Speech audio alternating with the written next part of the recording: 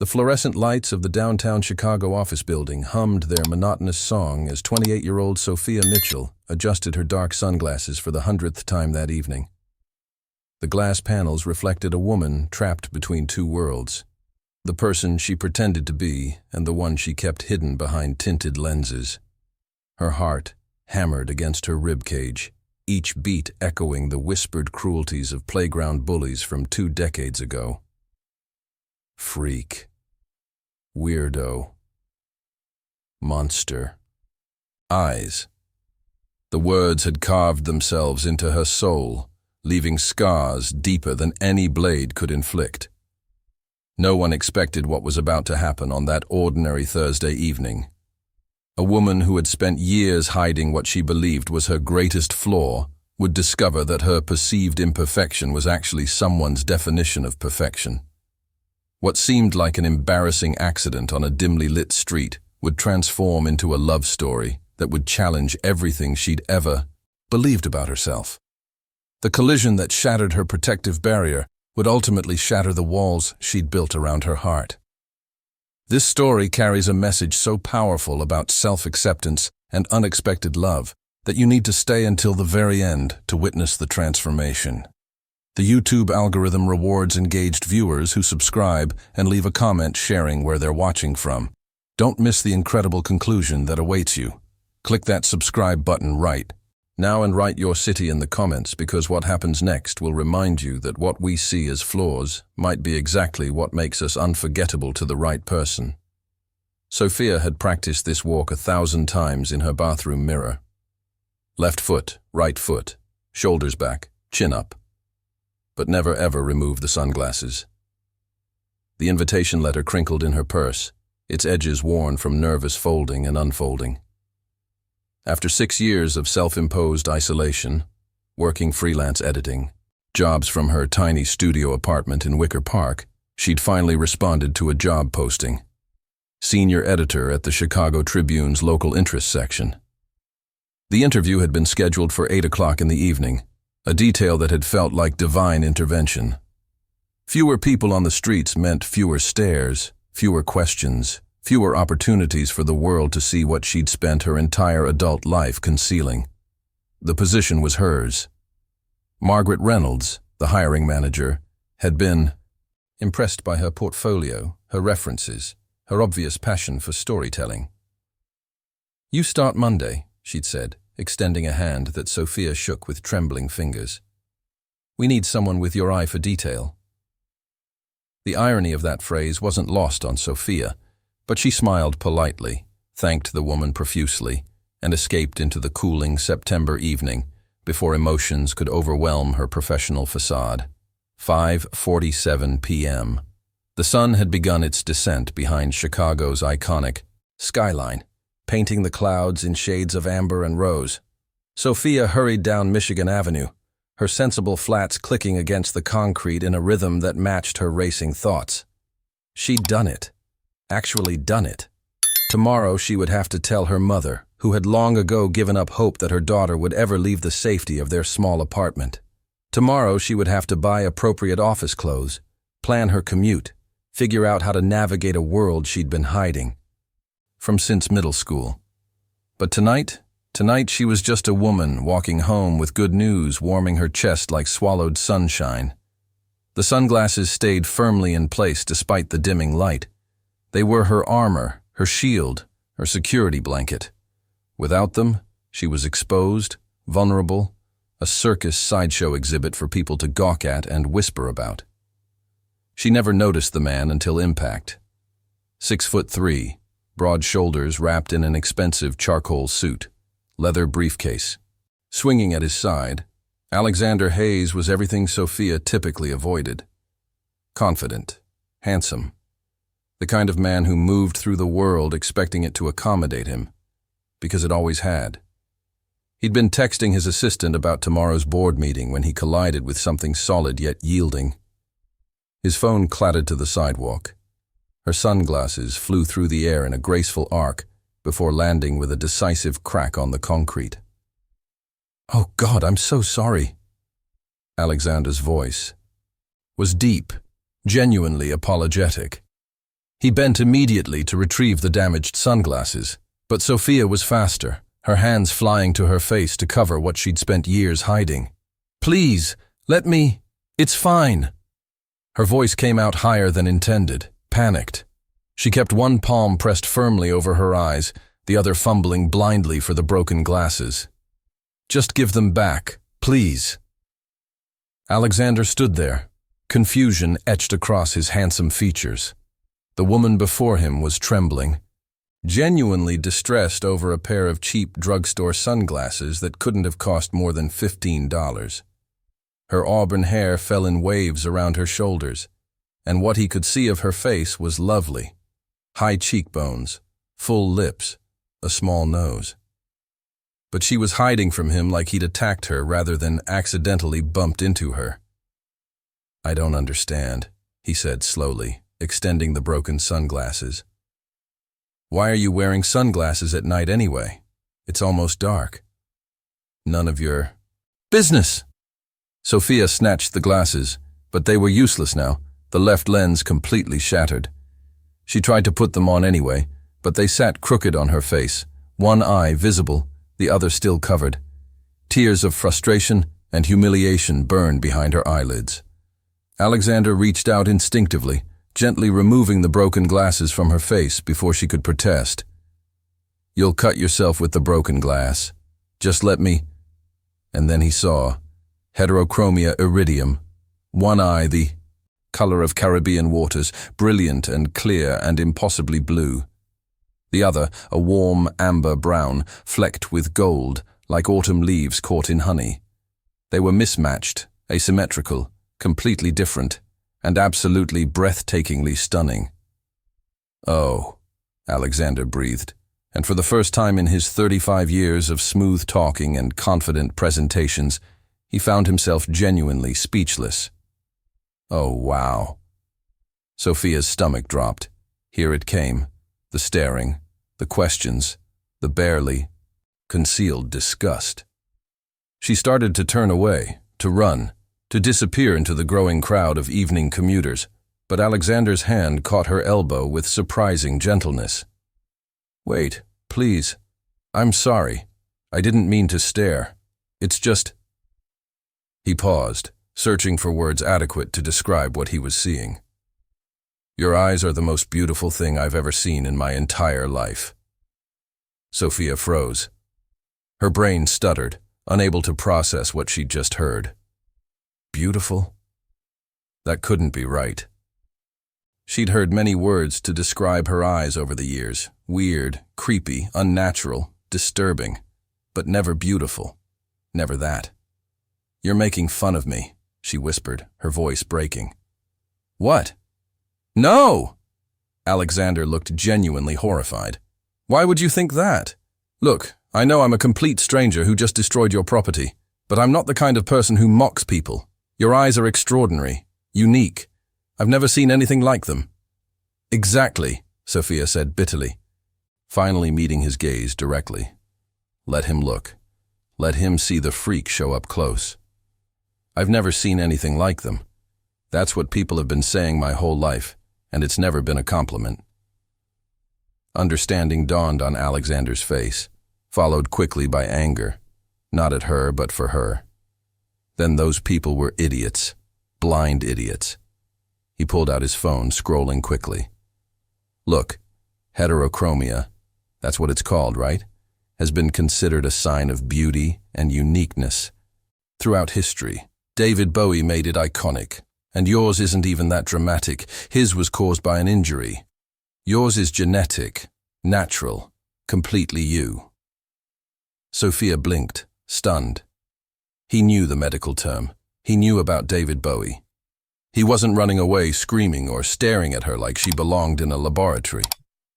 "My name is Alexander Hayes," he continued, extending his hand formally, as if they were at a business meeting rather than standing on a darkening Chicago street surrounded by rush-hour pedestrians. "And I would really, really like to make up for destroying your sunglasses and making you uncomfortable. Can I at least give you a ride home? My car is parked just around the corner." Every self-preservation instinct Sophia possessed screamed at her to refuse. Strange man. Dark evening. Too good to be true. But something in his eyes, sincere, warm, genuinely apologetic, made her hesitate. "I don't even know you," she said, but her voice had lost its sharp edge of panic. "You." "No, I'm clumsy, and I think you're gorgeous," Alexander offered with a self-deprecating smile. "And I promise I'm not a serial killer. I'm actually an incredibly boring corporate consultant who spends most of his time in board meetings arguing about quarterly projections. My car has GPS tracking, and I'll give you my business card with my full name, company, and office number before we go anywhere. You can text all that information to someone you trust." Despite herself, Sophia felt a small smile, tugging at her lips. That's exactly what a serial killer would say. "Damn, you got me." Alexander grinned, and the expression transformed his face from merely handsome to genuinely charming. "Seriously, though, it's the least I can do. And if you'd feel more comfortable, we can take an Uber instead. I just want to make sure you get home safely, without having to walk around Chicago without proper eye protection." The concern in his voice was what decided her.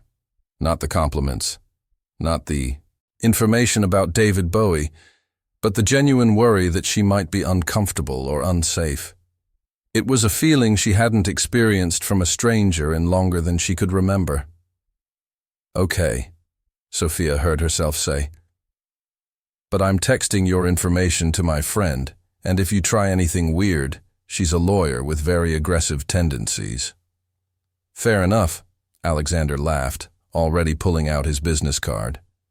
"Though I should warn you, my car is a nightmare of fast food wrappers and coffee cups. I'm better at managing million-dollar accounts than I am at managing my personal space." The car ride to Sophia's apartment should have been awkward. Two strangers thrown together by accident and broken sunglasses. Instead, it was the easiest conversation Sophia had experienced in years. Alexander talked about his work, which he described as convincing rich people to spend their money slightly differently than they were already planning to spend it.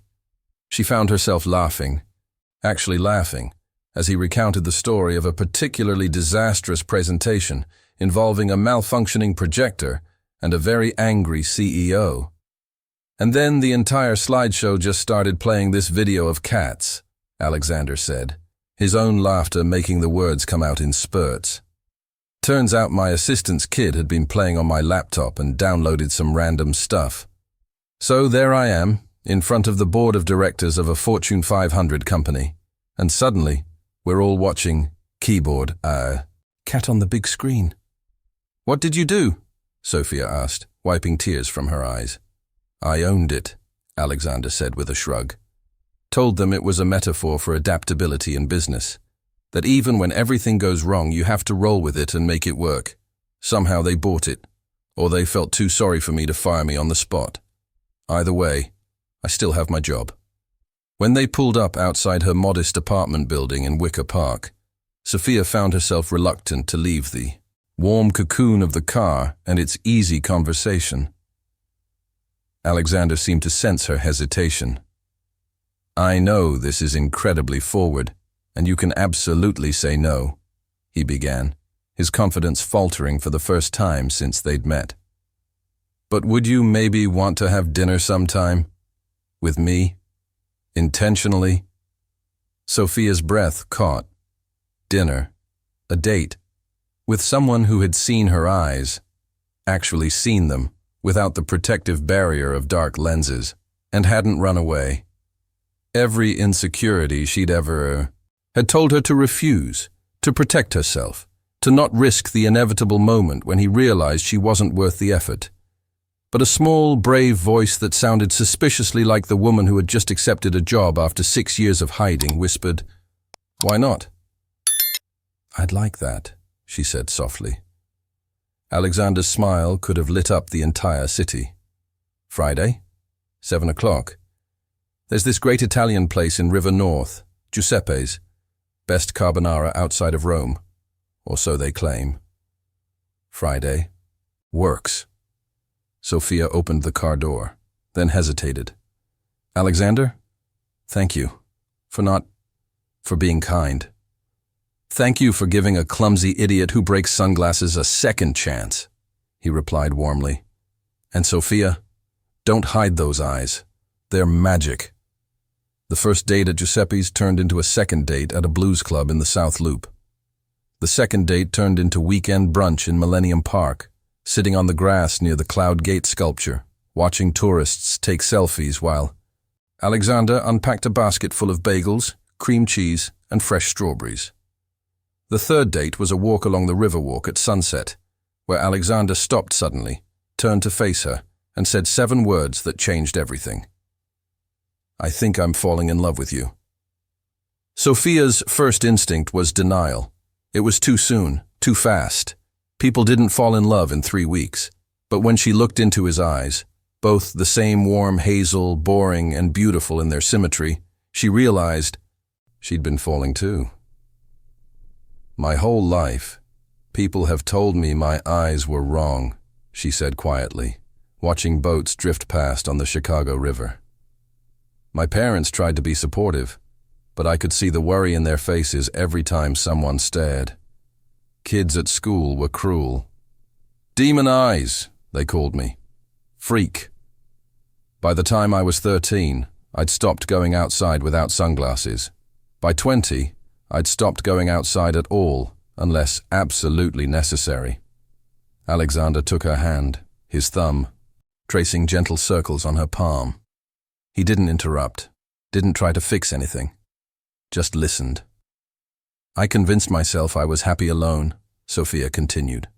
Safe, but I wasn't happy. I was hiding. And then you crashed into me, literally. And somehow you looked at the thing I've hated about myself my entire life and saw something beautiful. I don't know how to process that. Then don't process it, Alexander said simply. Just believe it. Because from where I'm standing, every single thing about you is beautiful. Your eyes, yes, but also the way you laugh at my terrible jokes, the way you edit my grammar in casual conversation without realizing you're doing it, the way you see the world as stories waiting to be told. You're not hiding anymore, Sophia. You're living. And God, you're incredible at it. Their first kiss tasted like hope and possibility, the Chicago skyline glittering behind them like a promise. The weeks that followed felt like awakening from a long sleep. Sophia started her new job at the Tribune, quickly earning respect for her sharp eye and sharper editorial instincts. Without the sunglasses, her colleagues initially stared, but not with the cruelty she'd expected. Curiosity, yes. Questions, absolutely. But mostly admiration. That's so cool, one of the younger reporters had said. You look like a character from a fantasy novel. Alexander integrated seamlessly into her life, and she into his. She met his friends, a loud, boisterous group of college buddies, who welcomed her with enthusiastic hugs and embarrassing Alexander stories. He met her mother, who cried when she saw her daughter's face completely bare. No protective lenses, no armor, just Sophia being beautifully, authentically herself. But happiness, as Sophia had learned long ago, was always temporary, and darkness had a way of finding the light. His name was Marcus Webb, and he was Alexander's former business partner. They'd started a consulting firm together 8 years ago, fresh out of business school, full of ambition and naive dreams. The partnership had dissolved spectacularly 3 years later when Alexander discovered Marcus had been embezzling client funds, cooking the books, and generally running the company into the ground while maintaining a lifestyle of luxury cars and penthouse apartments. Alexander had managed to salvage the business, restructure, rebuild trust with clients. Marcus had disappeared, supposedly to California, leaving behind debts and damaged reputations. Alexander had assumed that chapter of his life was closed. He assumed wrong. The first sign of trouble came on a Tuesday evening. Sophia was at Alexander's apartment, a stunning high-rise overlooking Lake Michigan that still made her slightly uncomfortable with its obvious wealth, cooking dinner while Alexander reviewed contracts in his home office. The intercom buzzed. building security. "Mr. Hayes, there's a Marcus Webb here to see you. Says he's an old friend?" The color drained from Alexander's face so quickly that Sophia dropped the wooden spoon she'd been holding. "Tell him I'm not available," Alexander said tightly. "He says it's urgent, about your new girlfriend." Sophia's blood turned to ice.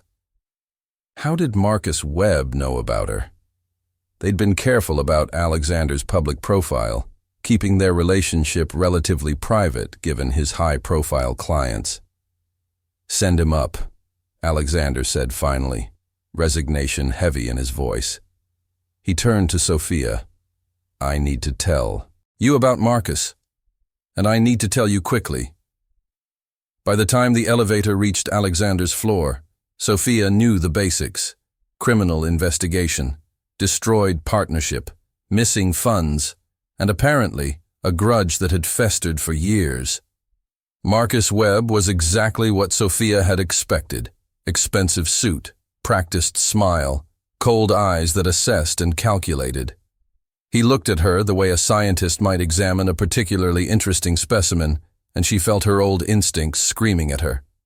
To hide, to cover her face, to become invisible. "So this is her," Marcus said, his tone pleasant but somehow threatening. The girl with the mismatched eyes. How quaint. "Get out," Alexander said flatly. "Whatever you want, the answer is no." "Oh, I think you'll want to hear me out," Marcus replied, making himself comfortable on Alexander's leather sofa as if he owned it. "See, I've been doing some research on your little girlfriend here. Sophia Mitchell, age 28, senior editor at the Tribune. Interesting career trajectory. 6 years of basically nothing. Then suddenly she's working at a major newspaper. One might wonder if nepotism was involved, or perhaps other arrangements." "Careful." Alexander's voice was dangerous now, low and controlled. Sophia had never heard him sound like that. Marcus ignored the warning. "I've also been doing some research into your company, Alex. You've rebuilt quite nicely since our unfortunate parting of ways. New clients, impressive. Contracts, excellent reputation. It would be a shame if that reputation was damaged by, say, allegations of impropriety, mixing business with pleasure, using company resources to benefit a personal relationship." "There are no allegations because nothing improper happened," Alexander said through gritted teeth. "Yet," Marcus smiled, the expression sharp as broken glass, "but all it takes is a few well-placed rumors. A suggestion that perhaps your new girlfriend got her job because of your connections. That maybe your judgment is clouded by a pretty face. Well, 2 pretty faces, technically." He laughed at his own joke. Sophia felt sick. This was it.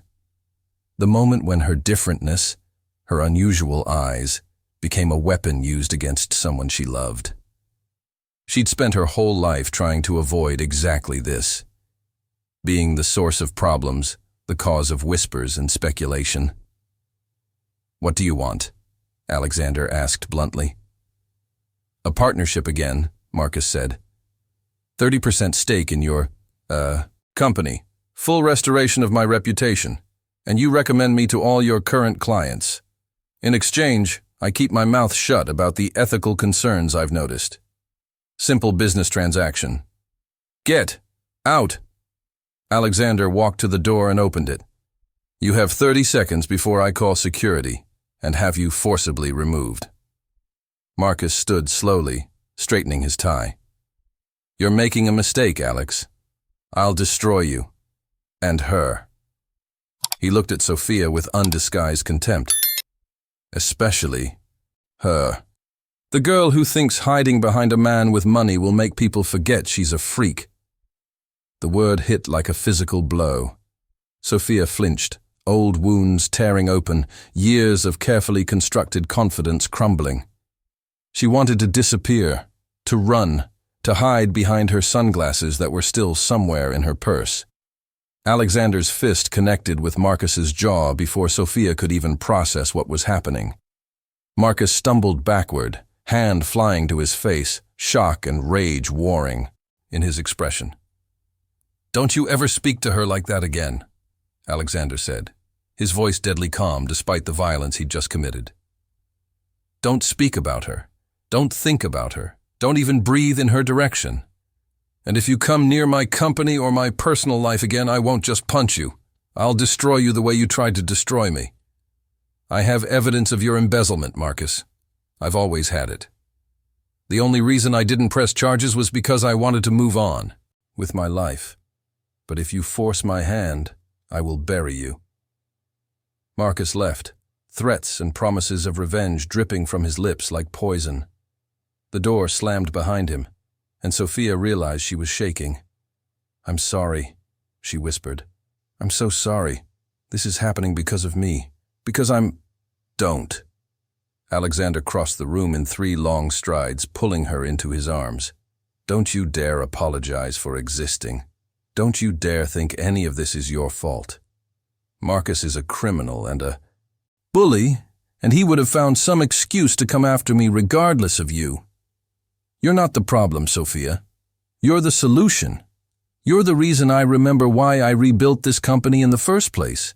To prove that good people can succeed without compromising their values." But Marcus Webb wasn't finished. The attack started small, anonymous emails to Alexander's clients suggesting impropriety, whispered rumors at industry events, a negative review of Sophia's editorial work posted on journalism forums, questioning her qualifications and suggesting she'd slept her way into her position. Sophia felt herself shrinking again, retreating into the shell she'd worked so hard to emerge from. She started wearing sunglasses to work, claiming the office lights bothered her. She stopped going to social events with Alexander, afraid her presence would damage his reputation further. The joy that had characterized their relationship began to dim under the weight of Marcus's relentless campaign. "He's winning," Sophia said one night, staring out at the lake from Alexander's apartment. "He's making me hide again, making me feel like I'm the problem." "Then we stop hiding," Alexander said firmly. "We face him directly, publicly. We prove that his lies are exactly that, lies." "How?" Sophia asked hopelessly. Alexander's mind was already working, planning, strategizing. "The annual Chicago Business Charity Gala is in 3 weeks. Every major player in the city's business community will be there, including Marcus. I saw his name on the guest list. We go together, we make a statement, and we bring evidence." The 3 weeks that followed were intensive. Alexander hired a private investigator who uncovered even more damning evidence of Marcus's criminal activities, not just the original embezzlement, but ongoing fraud schemes, fake credentials, forged documents. They compiled everything into a comprehensive dossier, had it reviewed by lawyers, ensured every piece of evidence was ironclad and legally obtained. Sophia, meanwhile, prepared herself mentally for the most public appearance of her life. No sunglasses, no hiding, just her, Alexander, and the truth. The night of the gala, Sophia stood in front of Alexander's bedroom mirror, barely recognizing herself. The dress was simple, but elegant, deep, sapphire blue that somehow made both her eyes stand out equally. Her hair was swept up, leaving her face completely exposed, vulnerable, terrifying, beautiful.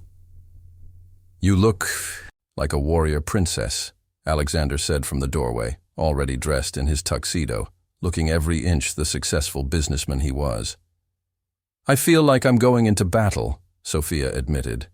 "You are," Alexander agreed. "But this time, you're not fighting alone." The grand ballroom of the Drake Hotel was everything Sophia had imagined and feared. Crystal chandeliers, designer gowns, powerful people congratulating each other on being powerful. She and Alexander entered together, his hand firm on her back, a gesture of support and solidarity. The stares came immediately, not cruel, exactly, but curious, assessing. She heard whispers, saw heads turning, felt the weight of dozens of eyes examining her face, her mismatched eyes, trying to understand what they were seeing. And then she saw Marcus Webb, standing near the bar with a small group of business associates, a smug smile on his face that said he'd already won. He raised his glass in a mocking toast. The evening proceeded with agonizing slowness. Dinner was served, some complicated arrangement of tiny portions that Sophia couldn't taste through her anxiety. Speeches were made about charitable donations and community impact, and all the while, Marcus circulated through the room, spreading poison, preparing his attack. It came during the silent auction, when the crowd was clustered around tables displaying luxury items and vacation packages. Marcus's voice rang out, loud and clear, cutting through the polite murmur of conversation.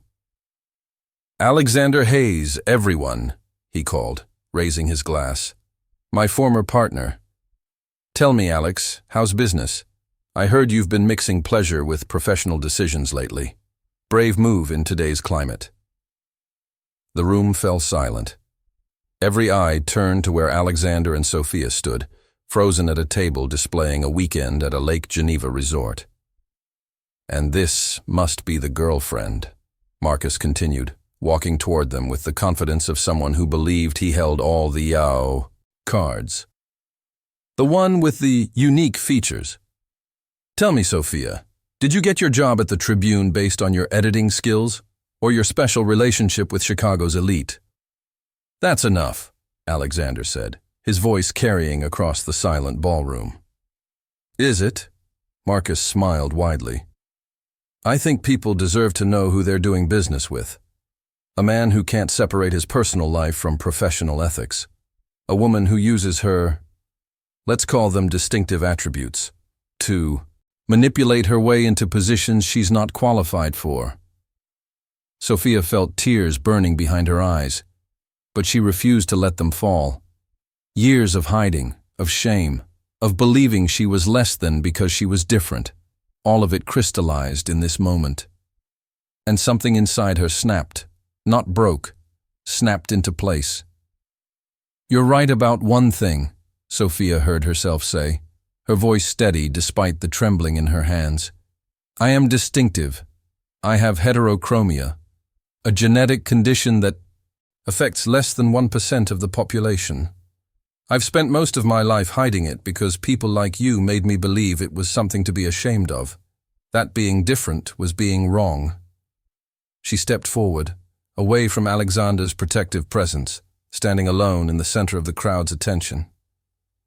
"But you're wrong about everything else. I got my job at the Tribune because I spent 6 years building a portfolio of exceptional editorial work. I got my job because I'm qualified, talented, and dedicated. My relationship with Alexander happened after I was hired, and it happened because he saw past the thing I'd been hiding and recognized something I'd forgotten, that being unique isn't being broken."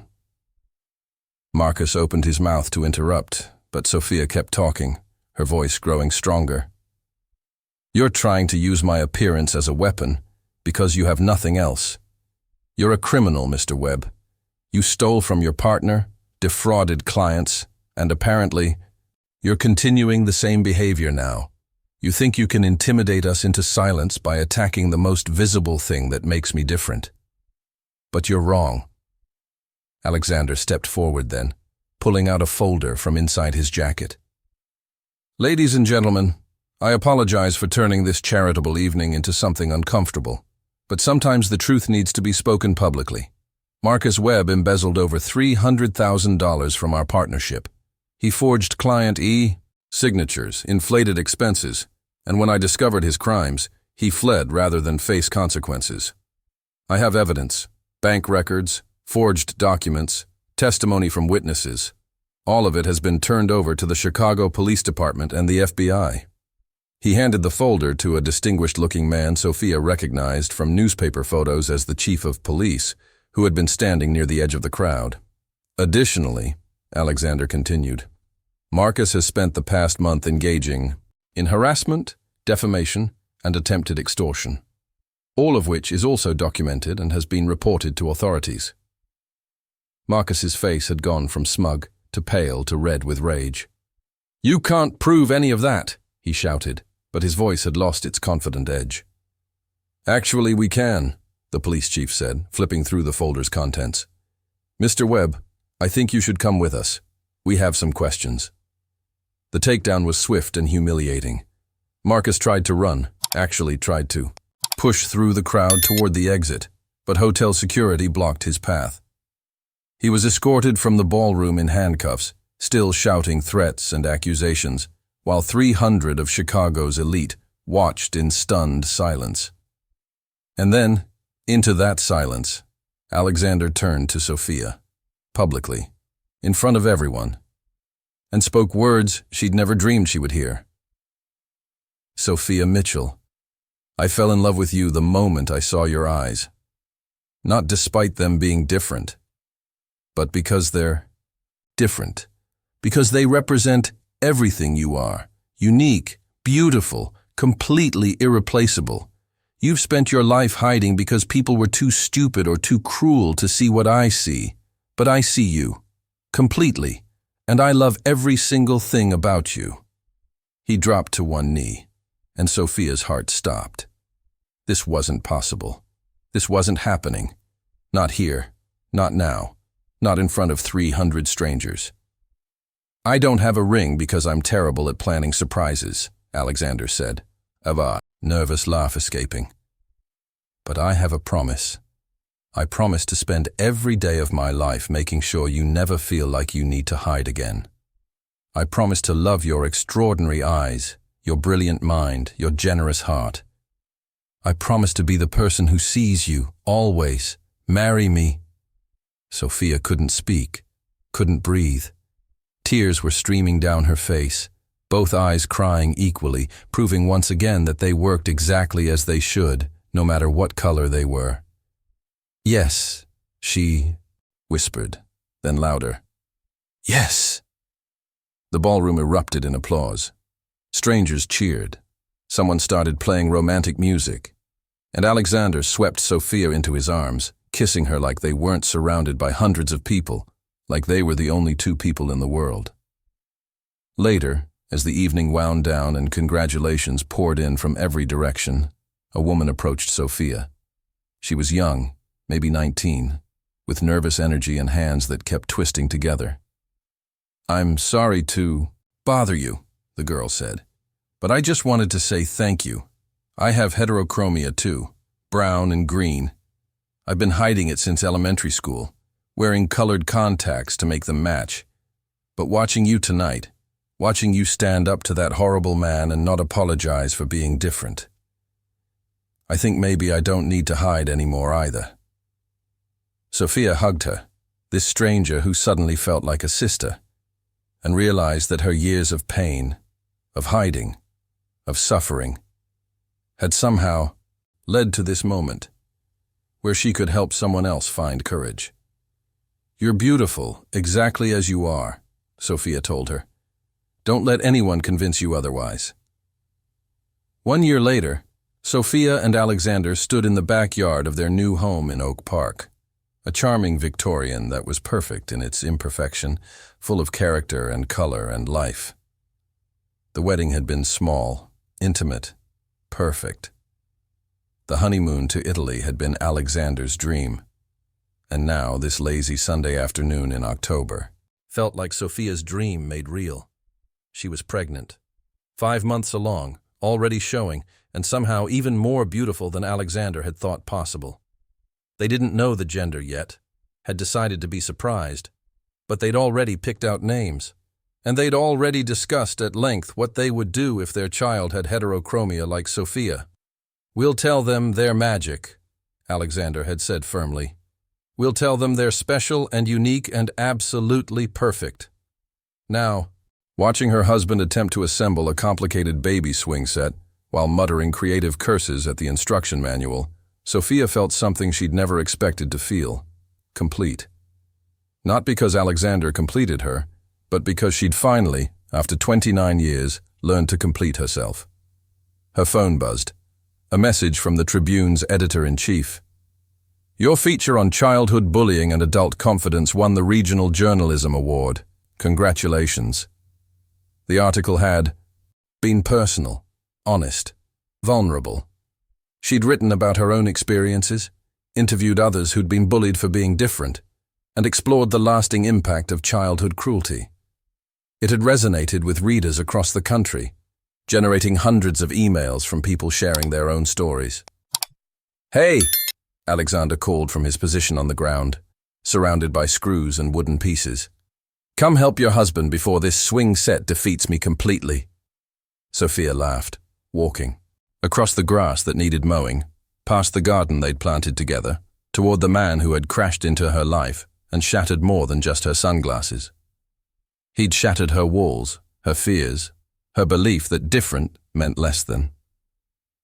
The autumn sun caught her face perfectly, illuminating both eyes, one blue as the ocean, one brown as earth, equally beautiful, equally hers.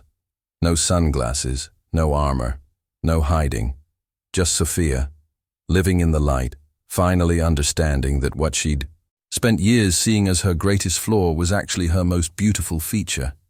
Not because it made her special to others, but because learning to love it had taught her to love herself. If this story reminded you that our perceived flaws might be exactly what makes us unforgettable to the right person, click subscribe and let us know in the comments how you'd rate this journey from hiding to healing on a scale of 0 to 10.